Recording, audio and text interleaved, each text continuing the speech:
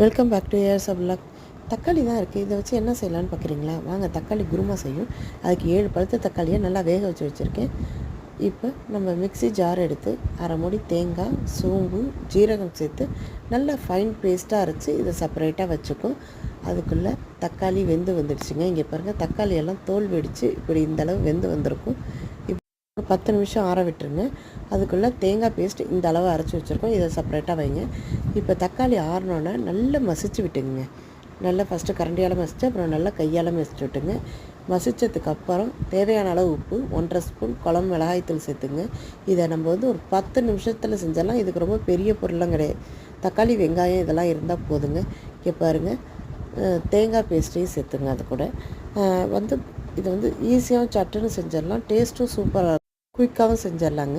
இங்கே பாருங்கள், நல்ல தேங்காய், மிளகாய்த்தூள், உப்பெல்லாம் சேர்ந்தால் நல்லா கையெல்லாம் நல்லா மசிச்சு விட்டு வந்தாங்க டேஸ்ட் அதிகம். நல்லா மசிச்சு விட்டுங்க. தண்ணி தேவைன்னா சேர்த்துங்க. இப்போ மஞ்சத்தூள் கொஞ்சோட்டு சேர்த்துக்கணும். சேர்த்ததுக்கப்புறம் ஒரு பேன் வச்சுங்க. பேன் வச்சு எண்ணெய் சூடாகட்டும். கடுகு, கடலைப்பருப்பு, நான் ஒரு பல்லாரி வெங்காயத்தை சாப் பண்ணி வச்சுருக்கேங்க, அதை சேர்த்துங்க. இதெல்லாம் சேர்த்து கண்ணாடி பதம் வரட்டும். இப்போ பச்சை மிளகாய் சேர்த்துக்கலாம். பச்சை மிளகாய் சேர்த்து கருவேப்பிலை சேர்த்தோன்னே நம்ம கரைச்சி வச்சுருக்கோம்ல தக்காளி குருமாவை, அதை சேர்த்துக்கலாங்க. இதில்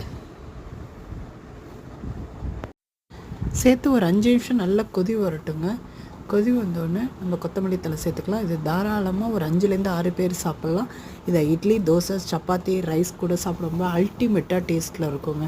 இங்கே பாருங்கள், நம்ம கொதி வந்துடுச்சு ஒரு 5 நிமிஷத்தில். இப்போ கொத்தமல்லி தழை சேர்த்து இறக்கிடலாங்க. ஒரு 5 நிமிஷத்தில் சூப்பரான சுவையான தக்காளி குருமா ரெடி.